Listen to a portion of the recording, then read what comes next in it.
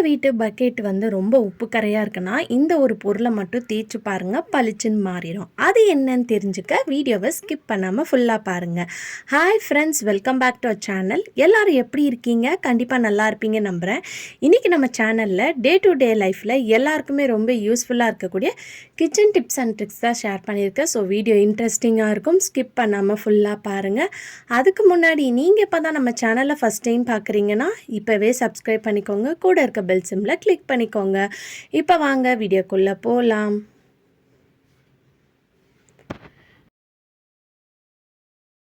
First இப்போ என்னென்னு பார்க்கலாம். இந்த மாதிரி புளி வந்து நம்ம நிறைய வாங்கி ஸ்டோர் பண்ணி வைப்போம்.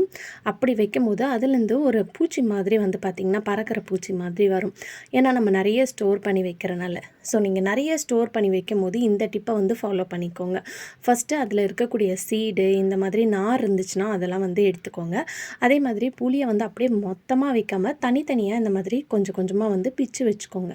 இந்த மாதிரி வச்சுட்டு இதை வந்து நீங்கள் ஜாடியில் ஸ்டோர் பண்ணாலும் சரி, இல்லை ஸ்டீல் பாக்ஸ் எந்த கண்டெய்னரில் ஸ்டோர் பண்ணாலும் இந்த மெத்தட் ஃபாலோ பண்ணிக்கோங்க. கீழே கொஞ்சமாக கல் உப்பு போட்டுட்டு அதுக்கப்புறம் ஒரு லேயர் புளி போட்டுக்கோங்க. அதுக்கப்புறம் இந்த மாதிரி ஒரு 2லேருந்து 3 லவங்கம் நடுவில் போட்டுக்கோங்க. அதுக்கப்புறம் திருப்பி புளியை போட்டுட்டு அதுக்கப்புறம் திருப்பி வந்து கல்லுப்பு கொஞ்சம் ஆட் பண்ணிக்கோங்க. அதுக்கப்புறம் வந்து பார்த்திங்கன்னா திருப்பி இந்த மாதிரி புளியை வந்து போட்டுக்கோங்க. இந்த மாதிரி போட்டு பாருங்கள். நீங்கள் எவ்வளோ நாள் கழிஞ்சு அதை ஓப்பன் பண்ணாலும் அதுலேருந்து எந்த ஒரு பூச்சியும் வராமல் ஃப்ரெஷ்ஷாக இருக்கும். ரொம்ப நாள் நம்ம அப்படியே மூடி வச்சுட்டு திறக்கும் போது இந்த ப்ராப்ளம் வந்து வரும். அது வராமல் இருக்க இந்த டிப்பை ட்ரை பண்ணிக்கோங்க. அடுத்த டிப் என்னென்னு பார்க்கலாம். எல்லா லேடிஸ்க்குமே ஒரு மிகப்பெரிய தொல்லையான வேலை என்னென்னு பார்த்தீங்கன்னா இந்த பூண்டு உரிக்கிறது தான்.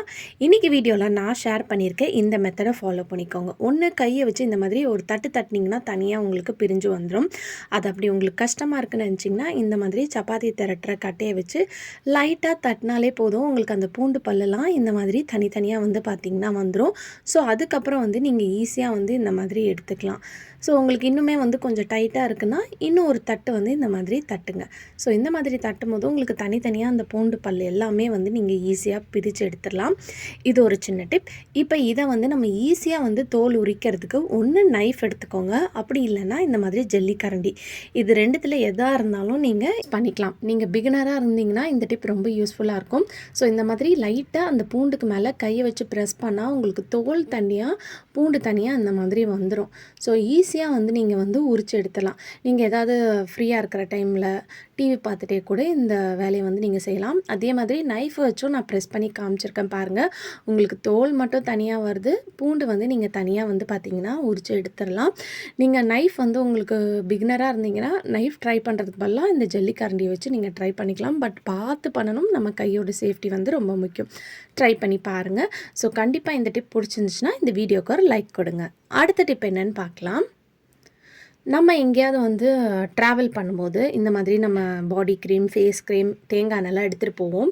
அது நம்ம பேக்கில் லக்கேஜில் அப்படியே போட்டு வைக்கும்போது அது அங்கேயும் இங்கேயும் ஷேக் ஆகிறனால சம்டைம்ஸ் அதோட கேப் வந்து ஆட்டோமேட்டிக்காக ஓப்பன் ஆகி உள்ளே இருக்கிற எல்லா ப்ராடக்ட்டும் வந்து பார்த்திங்கன்னா வேஸ்ட்டாக போயிடும். அதை அவாய்ட் பண்ணுறதுக்கு இந்த டிப்பை வந்து ஃபாலோ பண்ணிக்கோங்க. அதுக்கு வந்து நான் செலோ டேப் தான் எடுத்திருக்கேன். இப்போ இந்த செலோ டேப்பை வந்து கொஞ்சமாக வந்து கட் பண்ணி எடுத்துட்டு நம்ம இந்த பாட்டிலை சுற்றி இந்த மாதிரி கவர் பண்ணி ஒட்டி விட்டுக்கலாம். ஸோ இந்த மாதிரி ஒட்டி விடும்போது அது நல்லா சீல் ஆயிரும், லாக் ஆயிரும். ஸோ அதுக்குள்ளே இருக்கிற எந்த ஒரு ப்ராடக்ட்டும் வந்து பார்த்திங்கன்னா வேஸ்ட்டாக உங்களுக்கு வெளியே வராது.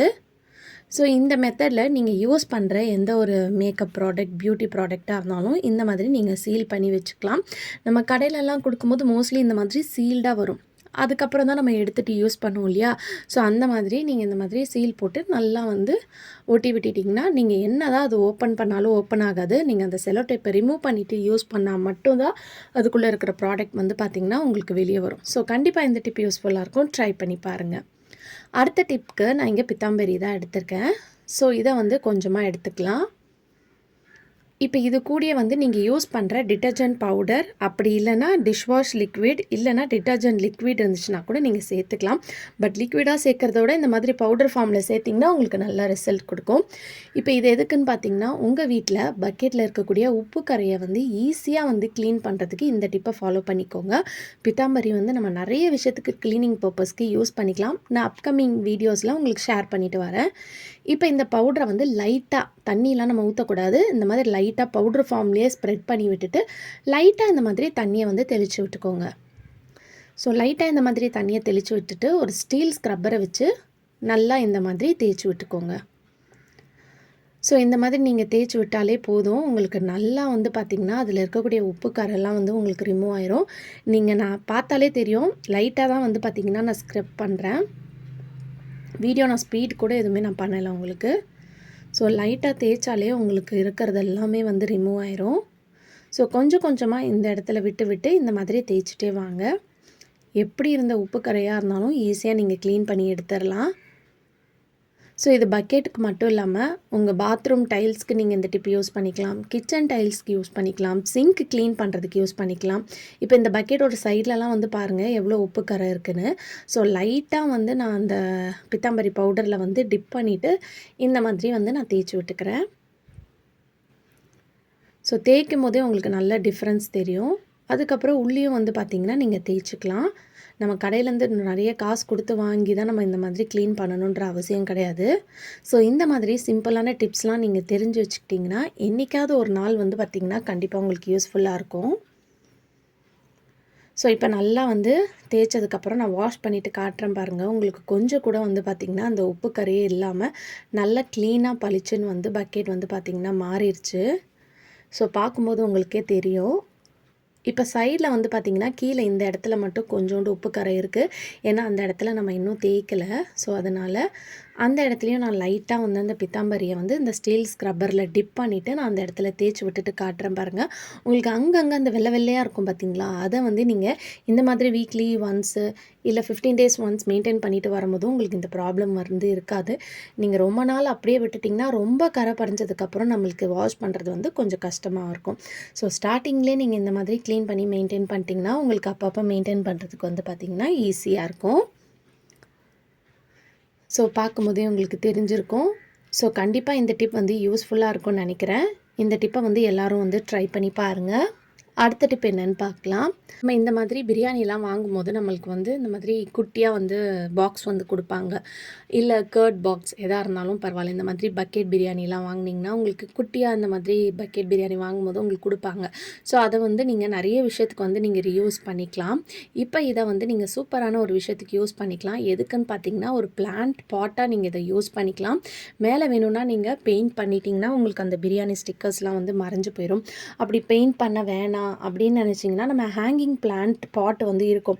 அதில் வந்து நம்ம ஹோல்ஸ் போட்டதுக்கு பதிலாக இதில் வந்து பேக் சைடில் ஹோல்ஸ் போட்டு நீங்கள் அதுக்குள்ளே வச்சிட்டிங்கன்னா உங்களுக்கு அதில் இருக்கிற தண்ணியெலாம் கீழே கலெக்ட் ஆயிரும். அதே சமயத்தில் வேஸ்ட்டாக போகாது, பார்க்குறதுக்கும் அழகாக இருக்கும், ரீயூஸ் பண்ண மாதிரி இருக்கும். கண்டிப்பாக ட்ரை பண்ணி பாருங்கள்.